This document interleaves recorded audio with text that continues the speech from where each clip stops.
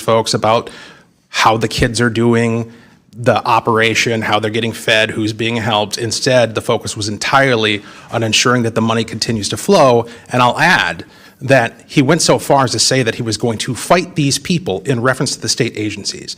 The state agencies are his client. Yeah, and when you said money's going to flow, did money flow to Mr. Ellison's campaign a couple weeks later from some of the folks who were in that meeting? Sure did. How much, do we know how much that was? I do not have that number. So it wasn't just overlooking the fraud. They were actively trying to make sure this program continued, and then they benefited from that politically with contributions to their campaign, all in this same year, all in 2021, when this was all coming to a head. Is that accurate? That is my understanding. Jim Jordan just walked into this hearing, and in the blink of an eye, he bullseyed the whole storyline surrounding the Feeding Our Future scandal in Minnesota. Not surprisingly, there was no muddying the waters or guessing going on. Instead, he laid out the facts, piece by piece. For instance, convicted fraudsters were somehow able to get back to siphoning off taxpayer money. The pipeline got reopened despite it being stopped. And then to make things even more suspicious, there was a clandestine meeting between one of the AGs and some of these shady characters. And to top it all off, campaign donations start pouring in straight away. Jordan was direct as he looked at the witnesses and basically said that this wasn't just an oversight, it was given his full okay. Before we get into the details, if you haven't done so already, be sure to give the video a thumbs up, subscribe over at 50 Patriots, grab a seat, grab a snack, and then let's dig right back in.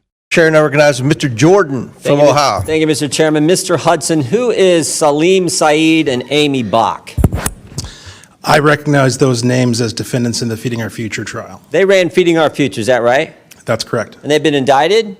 That's correct. They've been convicted? That's correct. And they're in jail waiting sentences, is that right? As I understand it. Okay, I want to go back, because earlier with Mr. Gill, you said that they overlooked the fraud. I think it's worse than that. I think they helped it along. I'm going to go to this meeting that took place, or actually I want to go to March 30th, 2021. Is it true back in March of 2021, the Minnesota Department of Education suspended payments to Feeding Our Future, that program? Is that right? I believe that's correct. And then a month later, they resumed payments. That's correct. What caused them to change their mind? In my opinion, what caused them to change their mind was pushback from their constituency within the Somali community who accused the state agencies of being racist. But what caused them to stop it in the first place? Was it whistleblowers coming forward? Was it like this something's not right here? What happened? Apologize for the misunderstanding. The reason they stopped the funds in the first place is because they had credible allegations that there was fraud taking place. From whistleblowers and others. Correct. And just they're doing their job looking, this doesn't make sense. We got all these programs, no one's getting fed, and yet money's going out the door like crazy. So they suspended it. And then they started it back up, right? Was there any threat of a lawsuit from the Somali community and folks affiliated with Feeding Our Future? Mr. Jordan, there was more than a threat. They actually did. They did? And what was the alleged claim in that lawsuit? That they were victims of racial discrimination. Oh, they played the race card, huh? All this fraud going on, money going out, and they played the race card. Now, it was when I talked about not just overlooking it, there was a meeting that took place between the Attorney General and affiliates of Feeding Our Future. Is that right? That is correct. And what happened at that meeting? Do we know? Yeah, we do, because we have it on tape. There was an audio recording made at that meeting that was entered into evidence in the Feeding Our Future trial, and it was later revealed through work from Center of the American Experiment, the full recording.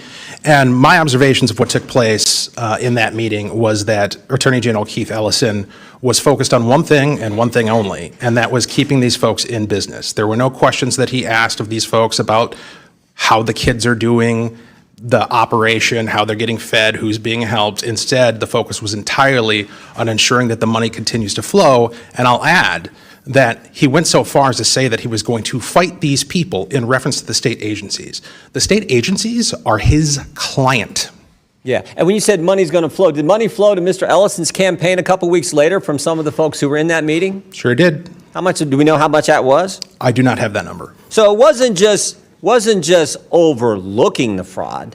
They were actively trying to make sure this program continued, and then they benefited from that politically with contributions to their campaign, all in this same year, all in 2021, when this was all coming to a head. Is that accurate? That is my understanding. And this fraud is much bigger than this, because as I look, it's like 6 different federal agencies.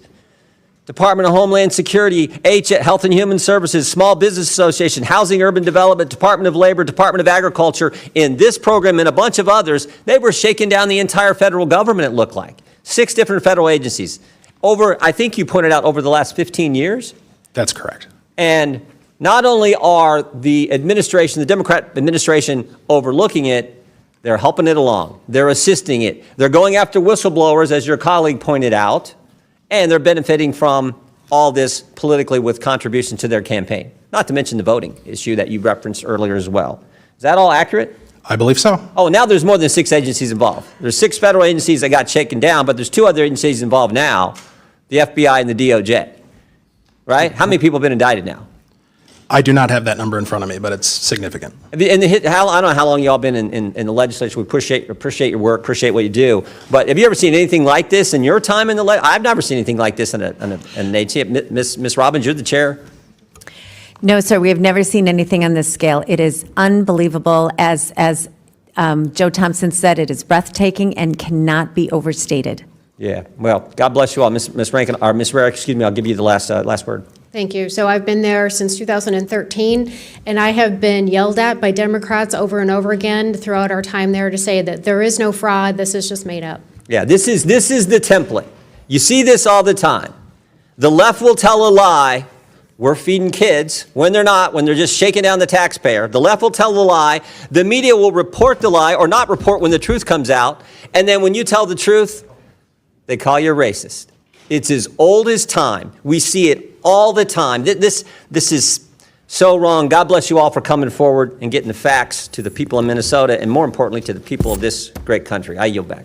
Jim Jordan opens by confirming something critical. The people running Feeding Our Future, the very names being discussed, were indicted, convicted, and are now sitting in jail waiting to be sentenced. That's not an allegation. That's fact. Then Jordan rewinds the clock to March of 2021, when Minnesota's Department of Education suspended payments because whistleblowers raised red flags. Kids weren't being fed, but money was flying out the door. Then comes a turning point. Just 1 month later, the payments resume. Why? Jordan presses hard, and the answer is explosive. After the funding was stopped, pressure came from within the Somali community, with accusations that the state was being racist, not because the fraud wasn't real, but because the fraud was being questioned. Jordan digs deeper and asks about lawsuits. Not threats, actual lawsuits. Feeding Our Future affiliates sued the state, claiming racial discrimination. According to testimony, that pressure worked. The money started flowing again. But this is where it goes nuclear. Jordan brings up a recorded meeting between Minnesota Attorney General Keith Ellison and people tied to Feeding Our Future. This wasn't rumor. The audio was entered into evidence at trial. And according to witnesses, Ellison didn't ask about kids, meals, or oversight. He focused on one thing only, keeping the program alive and the money flowing. He even talked about fighting state agencies that were trying to stop it, despite those agencies being his own legal clients. Then Jordan lands a knockout punch.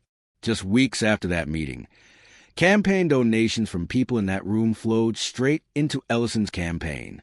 Same year, same timeline, same scandal. Jordan makes it clear this wasn't passive.